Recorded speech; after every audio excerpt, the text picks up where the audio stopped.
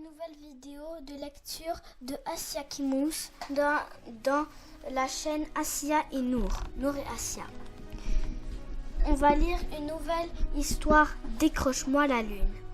C'est par Marie-Francine Hébert et Mylène Pratt, Dominique et compagnie. Alors on commence. Le petit garçon s'appelait Calvino et son papa Italo. Or, non seulement ils se ressemblaient comme deux gouttes d'eau, mais ils étaient le héros l'un de l'autre. La maman, elle, était leur rayon de soleil. Mais ça, c'est une autre histoire. Il n'y avait qu'un problème. Fiston et son père étaient aussi peu raisonnables l'un que l'autre. Le premier voulait tout avoir, le second ne pouvait rien lui refuser. Dès que le petit Calvino s'éclamait un jouet, son papa le lui offrait, mais le garçon s'en désintéressait, rapidement attiré par un nouveau jouet qu'il obtenait aussitôt. « Tu le gâtes trop, disait la maman. « Je l'aime tant, répondait le papa. Bientôt, le garçon ne sut plus ce qu'il voulait. On aurait dit qu'un train de désir filait à une vitesse folle derrière la fenêtre de ses yeux. « Tu m'achètes, tu m'achètes, tu m'achètes. » Lui, à force de se creuser la tête pour faire plaisir à son fils, cela vida une vache qui rumait dans un champ en regardant passer le train. Maman allait de l'un à l'autre dans l'espoir de les ramener à la raison. « Tu ne peux pas tout lui donner, disait-elle à son mari. « Pourquoi pas ?» répondait celui-ci. « Tu ne peux pas tout avoir, dit-elle à son fils. « Pourquoi pas ?» répondait celui-là. Elle fut vite à court d'arguments. « Parce que personne ne peut décrocher la lune, voilà pourquoi !» Les étoiles s'allumèrent à l'instant dans les yeux du garçon. Dès lors, il ne plus qu'un désir, que son papa aille lui décrocher la lune. La lune brillait juste par son absence. Ce soir-là, maman en profita pour expliquer à son fils que demander à quelqu'un de vous décrocher la lune signifiait lui demander l'impossible. Rien n'y fit. Le petit Calvino passait maintenant de longues heures accoudé à la fenêtre de sa chambre à attendre le retour de la lune. Finalement, elle apparut un soir au-dessus du grand chêne derrière la maison. « J'ai trouvé la solution !»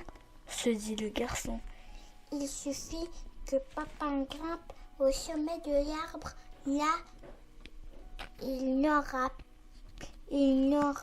plus qu'à allonger son bras. Il n'aura plus qu'à allonger son bras pour l'attraper la lune. » Le père ne voyait pas cela du même œil. D'ici, à l'air tout près de la cime de l'arbre, mais c'est une impression. En réalité, la lune est beaucoup plus éloignée qu'il n'y paraît. Du petit Calvino vacilla comme si toutes les étoiles menaçaient de s'y éteindre en même temps. Alors, papa sortit son échelle et Fiston à califourchon sur son dos. Il monta dans l'arbre en question. Le garçon dut bien se rendre à l'évidence. La lune était inaccessible. Le lendemain soir, il se rendit au grenier à travers la lucarne. Il repéra la plus haute montagne des environs. C'était au sommet de cette montagne que son papa devait monter. De là, il n'aurait plus qu'à tendre la main pour l'accueillir, la lune. Le père n'était pas du même avis. D'ici, le sommet de la montagne semble frôler la lune, mais la réalité est toute autre. Calvino resta figué sur place, comme si le ciel s'apprêtait à lui tomber sur la tête. Alors son père le conduisait à la montagne et Fiston à califourchon sur son dos, il l'escalada. La lune était toujours hors d'atteinte. Une fois de plus, le garçon avait été victime d'une illusion. Sans que papa ne puisse rien faire pour l'en empêcher, un gros nuage envahit le cœur du petit Calvino. Rien ne l'intéressait, même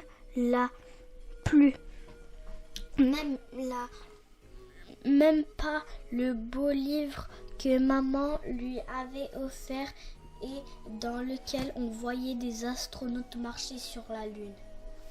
Soir que le garçon n'arrivait pas à trouver le sommeil, papa frappa à la porte de sa chambre. Il avait l'air aussi excité que s'il venait de décrocher la lune. « Viens, j'ai une belle surprise pour toi !»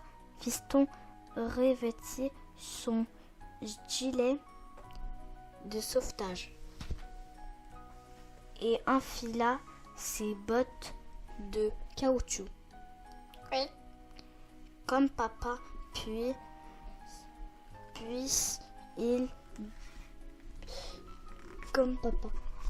ils descendirent en toute hâte le radillon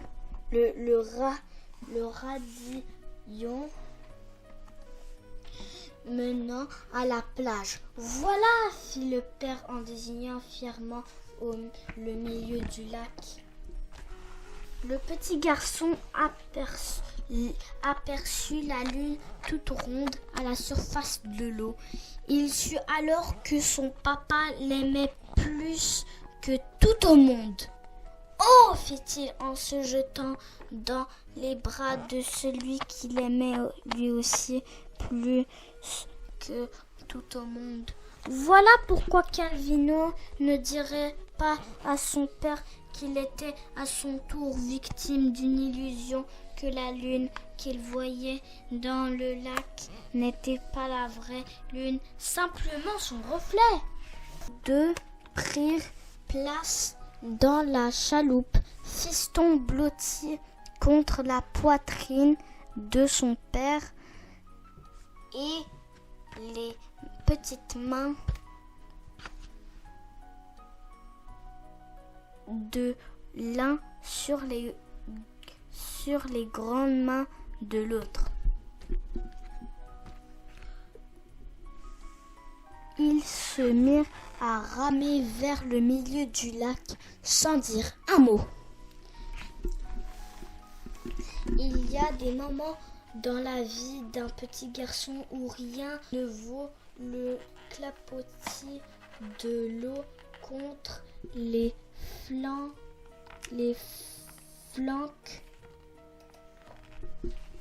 de la chaloupe de son papa. FIN fin. Bye les abonnés et abonnez-vous dans la chaîne de Nour et Assia.